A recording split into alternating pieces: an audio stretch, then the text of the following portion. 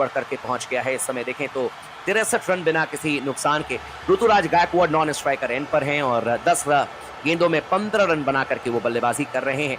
एक बार फिर से यशस्वी जायसवाल स्ट्राइक लेने के लिए तैयार है और गेंदबाजी करने के लिए आते हुए नेथन एलिस। नए ओवर की पहली गेंद ऑफिशियली क्या होगी इस बार?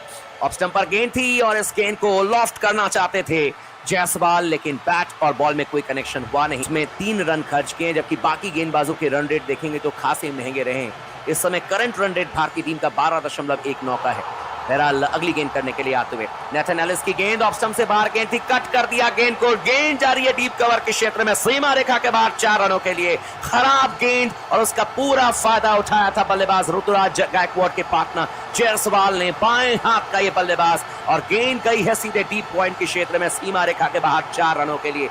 शानदार तरीके से गेंद को कट कर दिया था इस बार यशस्वी जायसवाल ने और अब 45 रनों के व्यक्तिगत स्कोर पर आ चुके हैं। टाइमिंग इतनी अच्छी करते हैं कि किसी भी खिलाड़ी को हिलने तक का मौका नहीं देते हैं और इस चौके के साथ ही भारतीय टीम का स्कोर 67 रन बिना किसी नुकसान के। बिल्कुल बल्ले के बीचों बीच लेते हुए गेंद को कट कर दिया था। तीसरी गेंद करने के लिए आते हुए आखिरी 19 गेंदों में भारतीय टीम ने 48 रन बनाए हैं। छोटी गेंद थी, पुल कर दिया इस बार गेंद को और गेंद गई है सीधे डीप मिड विकेट के क्षेत्र में। एक टप्पे के बाद सीमा रेखा के बाद 4 रनों के लिए। अब यशस्वी जायसवाल अपने अर्धशतक से मात्र 1 रन की दूरी पर 49 रनों पर पहुंच गए हैं मात्र 23 गेंदों में।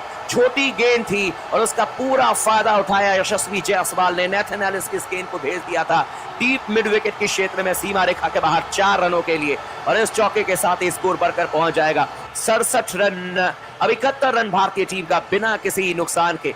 बहुत ही खराब गेंद इस बार नेथन एलिस की, उसका पूरा फायदा उठाया बल्लेबाज ने और अब स्कोर 71 रन बिना किसी नुकसान के। अगली गेंद कट कर दिया, एक और चौका और इसी के साथ ही 50 रन पूरे कर लिए यशस्वी जायसवाल ने।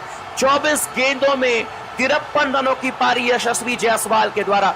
कमाल की बल्लेबाजी यशस्वी जायसवाल के द्वारा। ऑफ स्टंप से बाहर गेंद थी और इस गेंद को कट कर दिया था यशस्वी जायसवाल ने। गेंद गई सीधे थर्ड मैन के क्षेत्र में और शॉर्ट थर्ड मैन पर खिलाड़ी मौजूद थे। इसके अलावा देखें तो गली पर खिलाड़ी मौजूद थे। दोनों के बीच से गेंद को खेल दिया था जायसवाल ने। जायसवाल यू ब्यूटी और इसी के साथ ही इनका अर्धशतक पूरा हो चुका है। यशस्वी जायसवाल ने 24 गेंदों में 53 रन बनाए हैं और इनका स्ट्राइक रेट 220.83 का है। गजब की बल गेंदों में, क्योंकि 3 चौके इस ओवर में खा चुके हैं और इससे पहले भी इन्होंने पहली गेंद को वाइड दिया था, एक बार फिर से वाइड करार दे दिया। कुल मिलाकर के 14 रन इस ओवर में भारतीय टीम ने इकट्ठे कर लिए हैं और ये आखिरी ओवर है पावर प्ले में, लेकिन 5.4 ओवर में टीम इंडिया ने 76 रन बनाए हैं और ये कोई मामूली स्कोर नहीं है, ये एक बड़ा स्कोर है जिस तरीके से टीम इंडिया इस समय बल्लेबाजी कर रही है और खास तौर पर जिस तरीके से जायसवाल बल्लेबाजी करते हुए नजर आ रहे हैं। बहरहाल इस ओवर की अगली गेंद करने के लिए आते हुए नेथन एलिस हमसे दूर जाते हुए, इस बार एक गेंद ऑफ स्टंप पर थी, एक बार फिर से बहुत ज्यादा बाहर गेंद थी। क्या वाइड होगा कि क्या इस मैच में टीम इंडिया एक बड़े अंतर से ऑस्ट्रेलिया को हरा करके 2-0 कर पाती है। इस ओवर की अब 5वीं गेंद करने के लिए आते हुए नेथन एलिस की गेंद ऑफ स्टंप पर थी, बल्ले का बाहरी किनारा और इसी के साथ ही यशस्वी जायसवाल आउट। इस बार ऑफ स्टंप पर गेंद थी, लॉफ्ट करने के लिए गए थे, स्लोअर वन गेंद थी, स्पीड को भांप नहीं पाए, बल्ला पहले चला दिया था।